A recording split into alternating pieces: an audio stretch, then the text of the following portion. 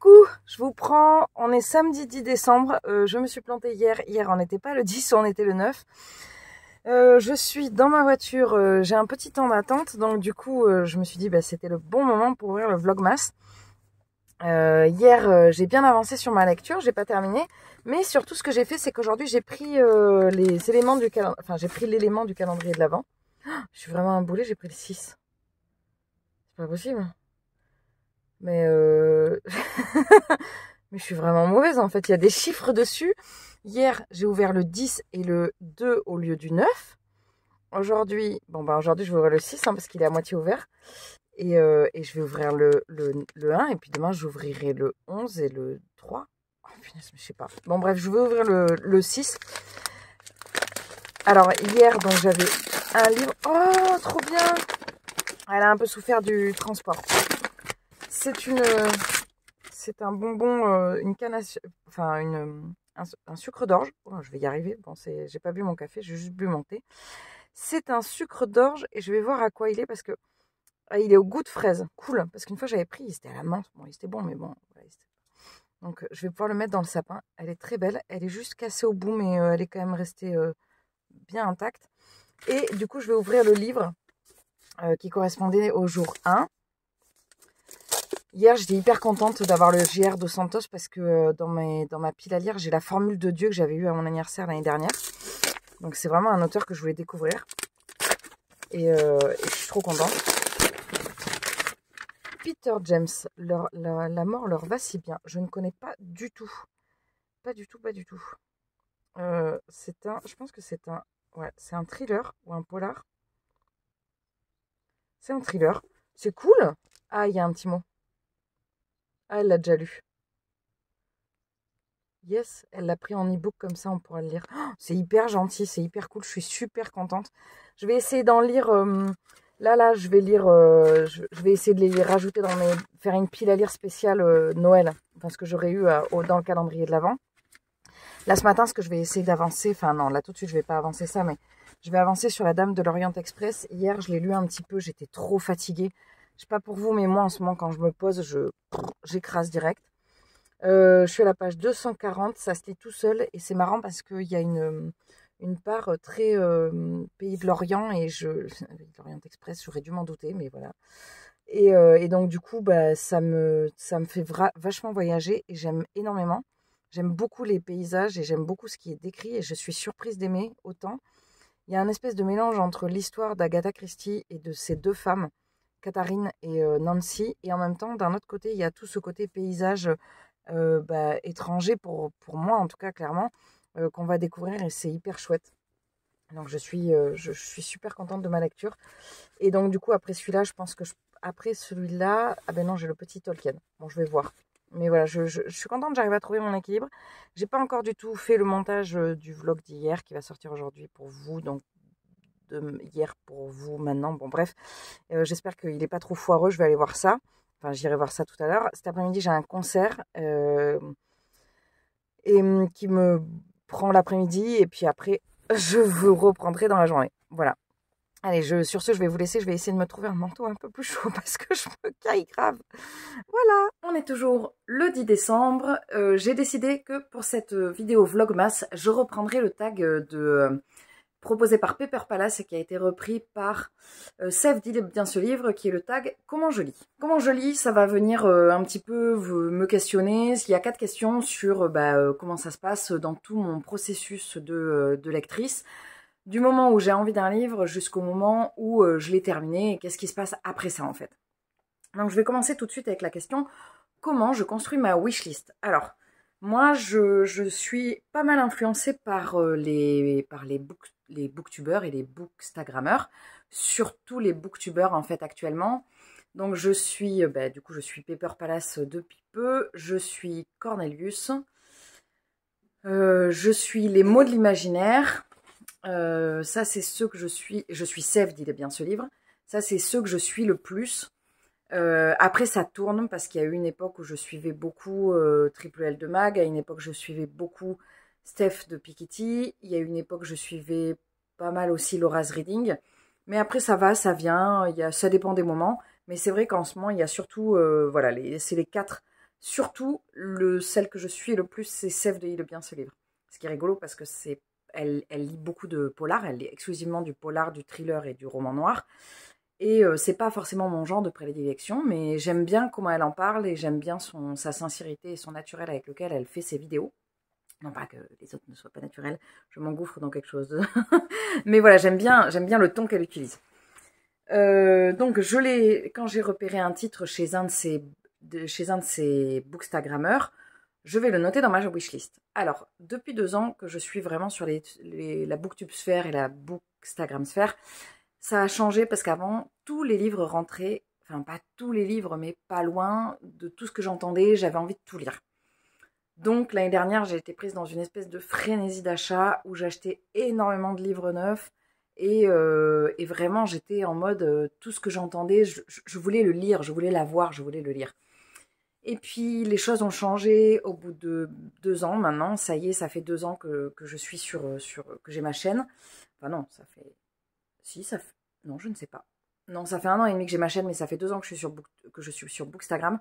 J'ai changé ma façon d'aborder les lectures, d'aborder les livres qui me plaisent. Souvent, ce que je fais, c'est que soit il y a vraiment genre une accroche de dingue au niveau de la thématique proposée par l'influenceur. Et dans ces cas-là, bah, je le mets direct dans ma wishlist. Soit je le laisse mûrir. Et si j'y repense dans la journée, si j'y repense dans les jours qui suivent, à ce moment-là, je me dis, je retourne voir la vidéo, je retourne voir l'avis. Et là, du coup, je note. Ça, c'est pour tout ce qui est la partie YouTube. Pour la partie Instagram, généralement, quand ça marche à la chronique, maintenant, j'aborde Bookstagram complètement différemment. Enfin, Instagram de manière générale, très différemment. J'ai des moments où je me pose, où je vais cliquer sur suivi et je vais vraiment regarder exclusivement le contenu des gens que je suis et je vais vraiment lire ce qu'il y a dessous, sous les photos. Parce que je me suis rendu compte que je posais des questions, les gens y répondaient pas forcément parce qu'en fait, on prend pas forcément le temps de lire ne serait-ce que le commentaire sous la vidéo. Et c'est un peu dommage. Donc du coup, bah, maintenant je prends le temps, j'interagis un peu plus sur les comptes des copains. Et il y a des gens, notamment par exemple Camille des idées de Mims, où quand elle a un livre qui lui a plu, généralement je le mets dans ma wishlist, quoi. Je l'étiquette dans Instagram et après l'étape suivante c'est il rentre dans ma wishlist. Actuellement je n'ai plus qu'une wishlist, c'est celle qui est sous cette vidéo sur Amazon. Même si je n'achète pas via Amazon, je la mets sur Amazon, mais voilà, c'est pas forcément le biais que j'utilise. Ça peut m'arriver, mais c'est pas celui que je privilégie. Après, est-ce qu'il y a d'autres titres qui rentrent dans ma wishlist? Il y en a qui vont rentrer selon quand je passe en librairie, parce que j'ai une libraire qui a toujours des avis top. Et j'ai aussi les copains, les amis à droite, à gauche qui me disent « Ah, attends, j'ai lu un bouquin, ça devrait te plaire. » Alors, soit ils me le prêtent, soit ils m'en parlent, et puis après, je le note dans la wishlist. Donc ça, c'est vraiment la première étape, c'est comment est-ce qu'un titre arrive dans ma wishlist. Avant, j'avais une wishlist sur Goodreads, et quand je suis passée de Goodreads à Amazon, j'ai fait le tri, et j'ai enlevé une bonne partie des livres qu'il y avait dans ma wishlist, parce que je ne savais plus pourquoi j'avais été happée, alors qu'aujourd'hui, je sais, quand je la regarde, cette liste, je sais que c'est vraiment des titres qui m'attirent, mais ils peuvent y rester très très longtemps. Il y en a certains qui y sont depuis très longtemps. D'ailleurs, il y en a un qui n'y est pas, je pense, et qu'il faudrait que je rajoute, c'est Un bûcher sous la neige. C'est un livre que j'ai envie de lire depuis très longtemps, et il faut vraiment que je me le procure. La deuxième question, c'est comment j'achète mes livres. Alors, avant, j'achetais de manière très compulsive. J'achetais pas mal de livres, comme je vous disais. Aujourd'hui, les titres peuvent rester dans ma wishlist beaucoup plus longtemps. Mais il va y avoir vraiment, en fait, il va y avoir des moments, pas frénétiques, mais je vais vous reculer un peu. Ah, je suis moins tassée là. J'étais un peu... Alors, je vais vous expliquer comment je lis. Non, c'était un peu trop près. Oui, alors les titres peuvent rester très longtemps dans ma wishlist avant que je passe à l'étape achat. Donc, généralement, quand j'achète de manière un peu groupée, puisqu'il y a, j'ai une sortie achat livresque en juillet avec mon amie Camille. Là, il y a eu un gros achat groupé sur le salon du livre à Brive. Quand je vais à Felletin, j'achète aussi pas mal de livres parce que y a un bouquiniste que j'aime bien. Et après, concrètement, là, je n'ai pas, c'est tout ce que j'ai fait comme achat livresque ces derniers temps, à part du ponctuel. Pourquoi? Parce que j'ai vraiment, j'arrête pas de redispatcher ma pile à lire parce que en fait, en la redispatchant, je sors des titres et je me happe toute seule et je suis là. Ah ouais, mais j'avais oublié que je l'avais celui-là en fait. Donc ça me donne envie. Et le fait de faire bouger les piles à lire dans la maison, j'ai l'impression de vivre dans une librairie, c'est génial. Donc à l'heure actuelle, j'achète mes livres par ce biais-là. Là, par exemple, j'en ai pas acheté depuis un moment, à part pour les cadeaux évidemment, mais j'en ai pas acheté depuis un moment et j'en ressens pas le besoin, beaucoup moins qu'avant. J'achète pas souvent du grand format, j'achète globalement du poche, à part si vraiment, vraiment, genre, c'est un besoin urgentissime. Mais le problème, c'est que très souvent, les besoins urgentissimes, bah, le livre va rester dans ma palle un bout de temps, donc c'est un peu dommage, quoi. Donc finalement, il était peut-être pas si urgent. Mais en tout cas, clairement, mon mode de consommation a changé. J'ai eu aussi un moment, j'ai fait un gros achat sur Vinted. Donc il va y avoir en fait des gros moments d'achat. Et c'est intéressant parce que du coup, bah, ça me laisse le temps de les mûrir et quand vraiment je les fais, bah, ils sont plus réfléchis. Enfin, je dis ça en même temps, peut-être c'était pas si réfléchi que ça, mais clairement, par exemple, sur ma sortie livresque, je réfléchis énormément et je sais que pour ma sortie livresque de juillet 2023, je vais réfléchir encore plus que ce que j'ai pu faire en 2022. J'avais commencé à parler, j'avais oublié d'appuyer sur le bouton d'enregistrement de la caméra, enfin du téléphone. C'est ballot. Donc je vais recommencer. La question suivante, c'est il se passe quoi dans ma palle? Comme je vous ai dit précédemment, dans ma palle, les livres peuvent rester très longtemps. C'est très étrange parce qu'il y a des livres, il fallait que je les ai de manière urgente, même récemment, notamment par exemple le livre À chaque génération sur Buffy. Et quand je les ai, je les lis pas. C'est parce que j'ai toujours eu cette espèce de fonctionnement où j'attends quelque chose avec grande impatience et au moment où je l'ai, la tension est tellement à son comble que ça risque d'être je risque d'être déçue, donc c'est compliqué. Donc je pose, j'attends, et après, quand je le sens, quand je suis vraiment raisonnable et raisonnée, je vais chercher le livre. J'ai fait la même chose avec mon... J'ai ça depuis très longtemps, notamment je fais ça avec mon cornet. J'ai fait ça avec mon cornet. J'ai rêvé, d'ailleurs, il est à côté de moi, je vais vous le présenter. Il n'a pas de petit nom, mais je peux quand même vous le présenter. J'avais un cornet quand j'étais élève étudiante et au conservatoire et en fait il fallait que j'en change parce qu'il me fallait un cornet professionnel et je me rêvais celui-ci. Je l'avais essayé, alors c'est pas celui-ci précisément, mais cette marque-là, c'est un Getzen qui est une marque américaine exceptionnelle pour les cornets. C'est le modèle Eterna. Un instrument, ça s'explique pas, on l'essaie et ça marche ou ça marche pas. Et donc, du coup, celui-là, je l'avais essayé. Vraiment, c'était un coup de cœur. Sauf qu'un instrument, c'est un budget. C'est un budget assez élevé, même si je ne suis pas dans la famille des cordes. D'ailleurs, si jamais il y en a qui passent par ici, qui font des cordes, notamment les chroniques de l'hérisson, je suis de tout cœur avec vous parce que c'est pas les mêmes tarifs. Donc, je me rêvais le Getzen de chez Eterna. Non, l'Eterna de chez Getzen. Et en fait, quand je l'ai eu, je ne l'ai pas utilisé. Il m'a fallu 1 an avant qu'on s'apprivoise mutuellement et que j'arrive à le comprendre et que j'arrive à vraiment m'en servir comme j'en avais envie. Et les gens ne comprenaient pas pourquoi je m'en servais pas. C'est un peu pareil, je le range. Je le retrouve dans pas longtemps parce que juste après je vais en concert. Donc, après cette petite pause, donc c'est pareil avec mes livres dans ma palle. Donc des fois j'ai des livres là, genre il y en a certains, je les vois de là où je suis là mais oh, j'ai trop envie de les lire. Et je le fais pas. Parce que des fois je les oubliais et je sais que depuis peu quand j'ai réorganisé ma pile à lire et que j'ai redispatché des petits blocs à droite à gauche, donc il y a ma pile principale et après il y en a 1, 2, 3, 4, 5 piles à lire, 6 piles à lire différentes, mais en fait c'est hyper bien parce que je les redécouvre et je pense que je vais faire ça tout le temps parce que ça me permet vraiment de me rehapper sur des livres, de les faire bouger et ben de les sortir parce que le but c'est que bah, ils ne restent pas indéfiniment évidemment dans une pile à lire mais qu'ils finissent lus et prêtés, donnés, vendus, que sais-je, dans ma bibliothèque. Ça dépend en fait en fonction de la lecture que j'aurais pu en faire. La dernière question, c'est mon rythme de lecture. Mon rythme de lecture depuis 2 ans est assez soutenu. Alors enfin c'est pas que c'est compliqué, c'est que j'aime pas dire que je lis beaucoup ou que je lis pas beaucoup parce que ça voudrait dire mettre une échelle de vitesse et de valeur à la lecture. Et en fait, je crois que c'est très personnel. Il y a des gens qui, pour eux, lisent beaucoup. Et pour eux, lire beaucoup, ça veut dire lire 20 pages par jour. Et pour certains, lire 200 pages par jour, c'est pas lire beaucoup.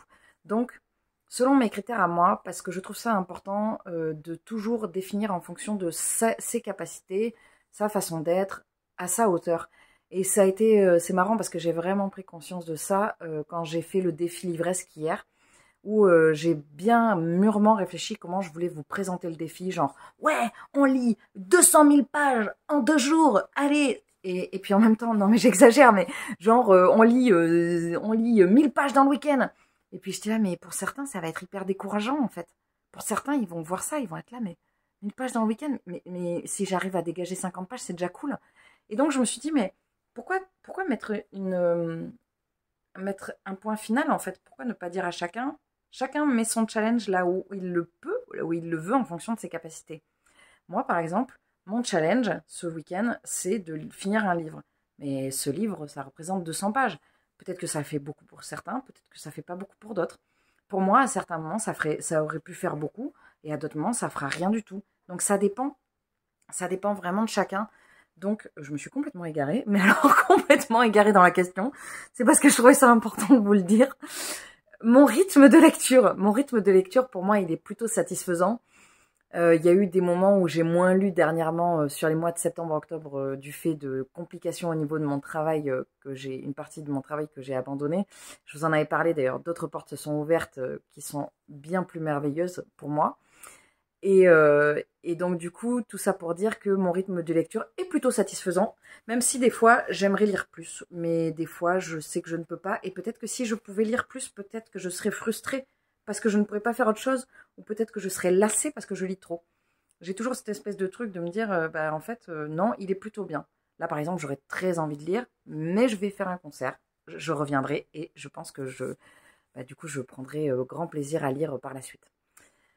J'ai pas forcément... Sève avait rajouté une question, mais je me rappelle plus, je l'ai pas notée évidemment. Et j'avais pas forcément de choses à vous dire en plus par rapport à ce tag comment je lis.